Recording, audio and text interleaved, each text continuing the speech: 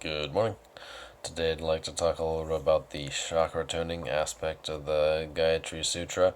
So this is where I would start with Om Bu and then hold that note for a while. So first off, let's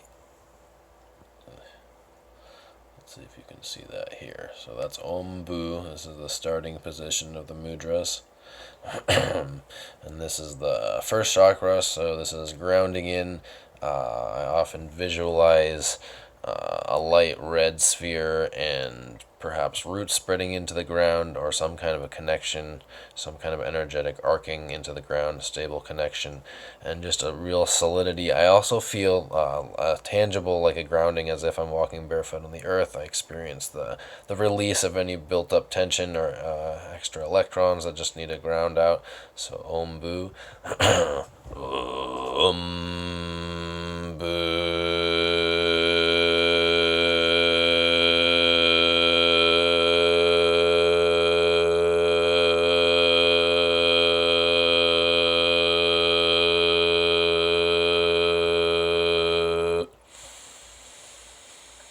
So just really grounding out with a nice stable tone as low as I can hold a stable note. And that's, again, the first mudra is, there we go. So ring finger, base of the ring finger, Ombu, first chakra, first part. And then it's second chakra. This basically just rotates, goes up the chakra, starting with grounding and rooting, and then activating all of our chakras in order. So as much as we can bring the energy from the last chakra with us, as much as we can still visualize the last chakra, is really great. Or visualize the relationship between the chakras. So there's a different spacing pattern. So visualizing roughly where they are, or when we're activating the next one. Visualizing whatever amount of space there is, or the color change, the two different colors, moving from one color to the next. Any of these things will make this meditation more tangible. It'll help it ground it in. It'll build on our visionary space. It'll build on our third eye space. So again, practicing this over and over again with more intention and with reaching for more within it. This is why this Gayatri Sutra is so amazing, is you can just reach into it and get so much. So it's Om Bu, Om Burva.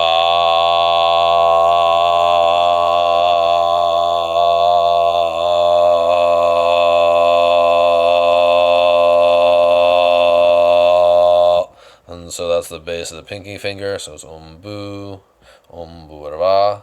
And so second chakra, that's emotion and relation. So that's sex and money, and that's how we feel about ourselves and how we feel about the world. So this is huge. This is a big part of our experiential aspect of reality to begin with. Our first, our identity, our survival. So the first, grounding that out. Second is just clarifying this emotion. Yes, just sending emotion. We have emotion, and it's good just to tone that out, ground that out. It's nice to have a practice that grounds out our emotions, gives us a chance to laugh and do some experience a different range of emotions that are mostly light and enjoyable. And so this is a similar way of doing that. We're just flooding our second chakra with energy and intention, and it can just kind of do that clearing out effect, where the ancient Greeks thought of drama as the most potent form of medicine, because it's clearing out the second chakra with a bunch, comedy and satire. So it's the laughing and the crying is really the full duality cleansing, and so we can just flood our second chakra, clean that out. And then we have third chakra is Om Svaha, and that is, so we go Om Bu, Om Burva, Om Svaha. Next one up on the pinky, third chakra, and that's Om Svaha.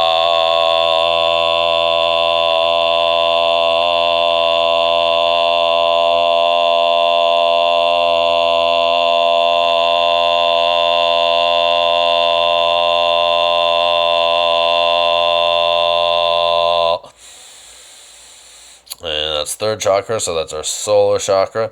So that is our brilliant gold yellow chakra. This is our personal power over ourselves, because the more power we have over ourselves, the more we can use this amazing machine that we have. Our bodies and our brains can do amazing things, but we have to cultivate the personal power to control everything that we do and not let virtually anything be a reaction anymore, because when we are reacting, we are not creating the optimal outcome for ourselves. And when we are always in control and always acting with purpose and with choice, we are creating the best outcome for ourselves in every moment that way.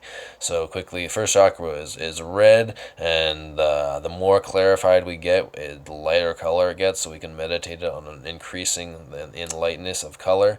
So it can be red wherever we naturally see it, and then we can increase it to a very light rose color as we're working with the meditation. And we're doing this in different realms within us as we're doing this meditation, so we're actually telling our whole being to become more purified just by doing this color meditation. We're releasing a little bit of baggage, we're releasing a little bit of tension and whatever has gotten stuck, just by simply seeing the colors rise in vibration to a lighter, clearer version of that color. So anyways, red to kind of rosy light. And the second chakra is amber, kind of orange, gold, amber, getting lighter and lighter. And third chakra is solar, so that's yellow. That's almost white. And again, personal power over our having our identity and our relation in check, having them in their own little zone down there, and then having the personal power to then be free to move up to our heart chakra and not have our emotions or identity get in the way of our loving curiosity. So we can just be in loving curiosity as much as possible and not get dragged down into reacting or into feeling or into thoughts too much. So that would be moving to our fourth chakra. So it's Om Bu, Om Burva, Om Svaha, and then up here at the top pinky, this is Om Mana, fourth chakra, green. So I think just like super light emerald color. Heart is the representation of our sun. It pumps our life through our body, our heat through our body. It is the source, it's the source of our love. When we feel really deep love and caring or sorrow or deep, genuine emotion, we feel it literally in our hearts. This is our heart center in so many different ways. So it also, in the very simplified chakra system, there's a lot of other different chakras, not in the seventh chakra system, but in the simplified version, there's a large space, so the heart has a lot of territory that it can fill into, whereas the first and second are kind of tucked in there together, and fifth and sixth and seventh are all kind of tucked in there as well. But the fourth chakra is what creates the most of our energetic field, and it has representational. It has a lot of space to do that. It's breathe into our heart chakra. When we're doing this, we can imagine just expanding into this 360 beacon that's just like a beacon of joy. Basically, you're just like sending it out. It's like heart activate, yeah. Okay, so emerald, and that's just like emerald light spilling out everywhere. So that's Om Bu, or Om Bu, sorry. Om Bu, Om Burva, Om Svaha, Om Mana.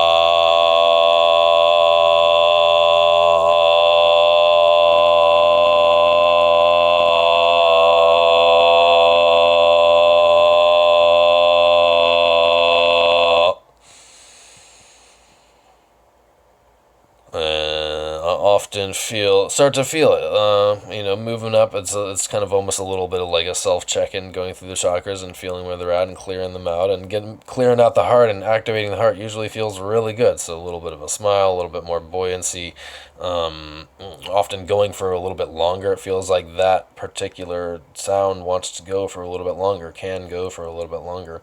So that is the fourth chakra. Up here, and then and then we move along to the top here to Om Jana. So this is our throat chakra. This is blue. I think of it basically being like the sky, being a super clear blue sky. This allows us to communicate with clarity, create with clarity. The voice is the voice of creation. This is how we create. This is how we bring things into this world, and how we express ourselves in a very tangible way. And so we can again be focusing on the blue and lightening the color of the blue. When I focus on this one, I feel kind of a communicative expansiveness. I feel it kind of reach out into the ether, like activating the bandwidth of sound around me for a long range.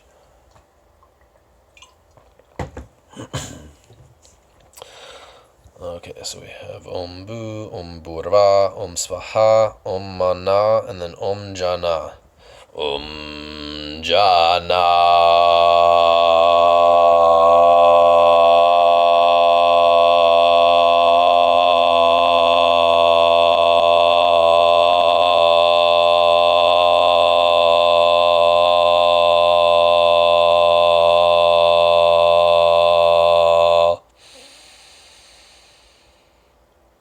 And so this one really grounds me in because I activated the heart, so I'm kind of online, and then the creation and being in the.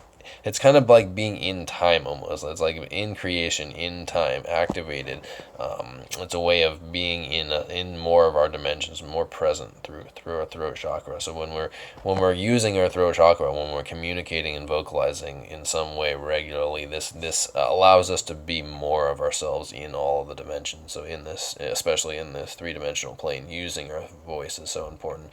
We're really focused here on our second chakra and our fifth chakra. We're trained to look at how people are feeling or sense how, and sorry about that, and what people are saying. So we're generally looking at those two things. So again, really important to have a regular speaking practice or singing practice or vocalizing or chanting of some sort, because this is just going to tone and activate and practice and build up this fifth chakra. The other thing that'll tone up the fifth chakra is getting really activated in the heart and in the sixth chakra.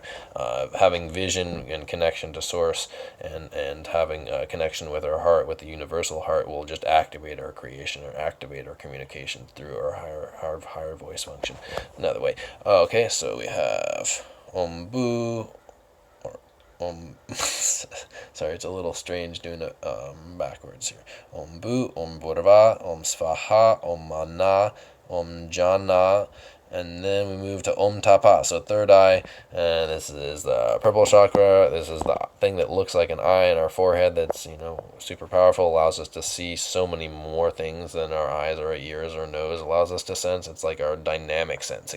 It catches a little bit of all the other dimensions. Our nose gets like one dimension, our ear sound is one dimension, heat is another dimension, vision, and so this is really what we want to be opening up. This is our connection to the ether and the divine, essentially, because we can see all this other stuff that is around us. That's most of what's there. We don't see most of what's around us with our visual eyes. We see a tiny fraction of what's all around us with our vision eyes, and our internal eye sees a lot more of that other stuff. Tapa.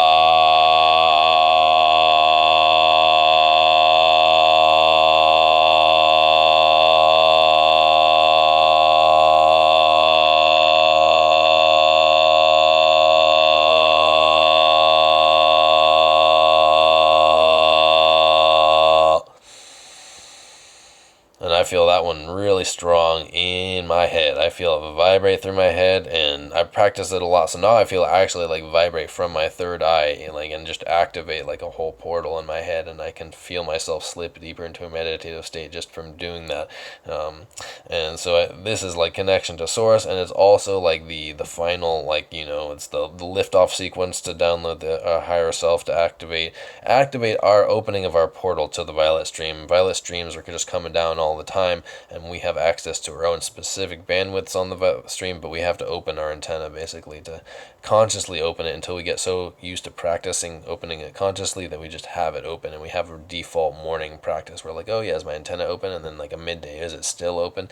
So the more times we meditate, the more we integrate these things into our daily life, so they are our moment-to-moment being rather than just a time set aside for meditation. That way our time set aside for meditation is more about growth and building and practice as we take pieces and integrate them into our lives, and they no longer need to be in our learning toolbox quite as much. They can still be improved upon, but we've harvested some skills from that. Okay, and then, so that's Om Tapa, and then we move on to Om Satyam, and so this is opening up to the violet bandwidth with the back top of our head, and I've intuitively always felt it as kind of like a funnel shape, like a violet funnel, basically, just funneling in this giant stream into our receptor, basically. Om Satyam.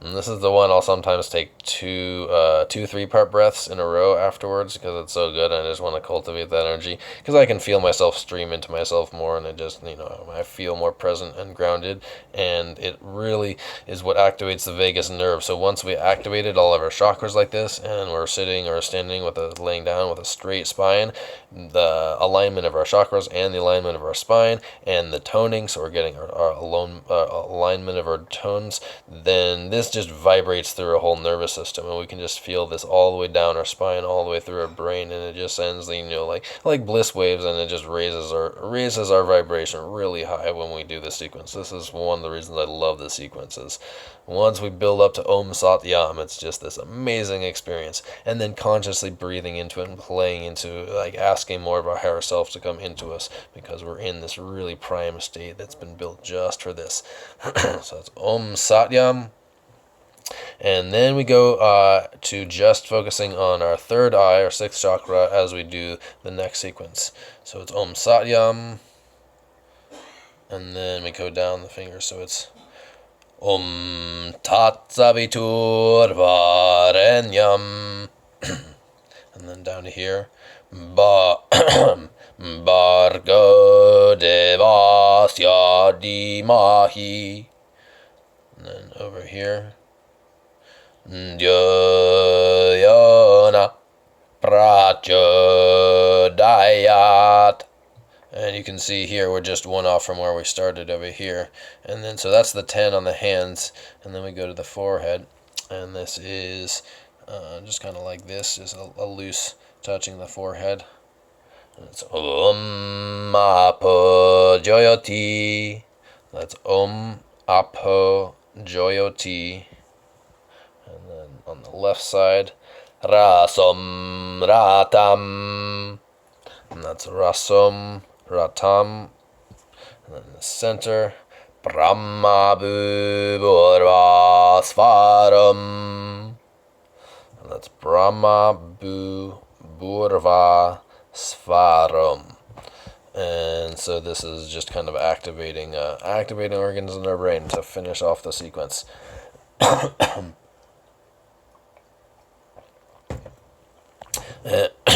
So this has been probably the center part of my practice for about 2.5 years now. This has been so amazing. It's been building and building, and I've been adding more and more to it. And this, I think, is the one central piece. It's been said that the Gayatri used as a mantra in this fashion, using it as a self-growth tool every single day, can be enough to reach higher states of consciousness. Nothing else is needed. No other form of intellect or study. Simply the Gayatri mantra studied in earnest and regularity and with a lot of passion is enough. And I tangibly feel that. I like playing around with a little bit of this and that, but this is so effective, I don't feel the need to go around looking for too much more. I just like to get out at least once a month or more and check out some other spiritual practices and some other tools, because I always want to be in the flow of cool stuff and finding stuff that's better to use. Alright, there was one more thing I was going to go over today. Oh yeah, sun meditation. So I have been doing a sun meditation that I've just absolutely loving. I'm sorry, there's a little bit of noise in the background here. I have been doing a sun meditation that just kind of came to me one day. And the way I do this is I go out into the sun and I close my eyes. I make sure my forearms are exposed and that my face is clear, any glasses or hats taken off, and look up with closed eyes at the sun and just kind of relax into the sun. Let the sun in and let it kind of wash and clear out my eyes, and start rotating my face around. Like I'll just get the edges maybe, and get the underneath a little bit, or do circles, and I'll feel the sun really clear out my eyes that way and get the different angles, and it just feels kind of like a massage. I'm just letting it in and clear out the gunk that's built up in there. That's what it feels like to me. Then I'll let it pan across my forehead a little bit, then I'll turn to this side and let it get the side of my head. Sometimes I'll do little circles. It feels good to kind of do this a little bit, and I'll wait until I get that nice warm feeling from the sun. It feels like it's loosening up, detangling, warming, and recharging. And I'll do it the other side, and then I'll come back and face it again, and I'll look up at it again briefly, and then I'll start slowly tilting my head in a bow. The speed of the tilt down will be determined by the feeling of the warmth and aliveness from the sun that I feel. So as I feel my head start to warm up and become alive, I'll tilt it a little bit more.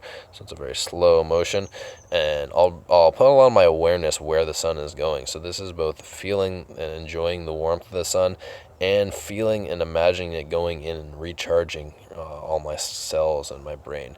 And so I'm just letting the sun kind of recharge everything, and bowing to the top, stopping briefly as it reaches the back top of my head, the crown chakra, and letting that charge up a little bit extra. Continuing to bow as it goes all the way down to the occiput, so my head would be fully tilted into my chin right now. And then this is going to be continued all the way down to a forward fold, like a yoga pose forward fold, just slowly going down, imagining and feeling the heat going into the vertebrae, recharging the whole spine all the way down to the sacrum, then anchoring in and holding at the sacrum and a forward fold, and letting the sacrum really charge up and get the full sunlight into it. Feel the warmth and imagine it getting deep into all the bones, and then slowly coming up, really gripping the thighs together and gripping the earth, slowly coming up, and making sure to be really straight back as we lift ourselves up, arching our chest forward to really protect our spine that way as we're lifting ourselves up, maybe pushing off of our thighs. And very slowly come up to standing, still with our eyes closed, and breathe until we feel really stable, and lift our heads to the sun again. And I like to, again, just kind of, with my eyes closed, just relax and imagine a picture of whatever connection you feel. Like I think like a picture of an eye. I kind of imagine or see inside my closed eyes the picture of the sacred eye that represents the sacred geometry of the eye itself. And then that's the conclusion. It's a fairly quick and simple meditation, but I find it's really helpful. Bowing to the sun. So this is like a direct metaphor of a sun meditation, a sun worship, or bowing to the sun. It's literally bowing to the sun. And I think this can be done on the ground too. If we have a nice sunny space, we can sit down to do this. We can actually bow out all the way and not have to do like a yoga pose forward fold to do it. All right, well, I hope you have a wonderful morning. This has been a lot of fun. These are two of my favorite things these days. Please leave any questions you have below, or any requests for follow-ups. All right, have a wonderful morning.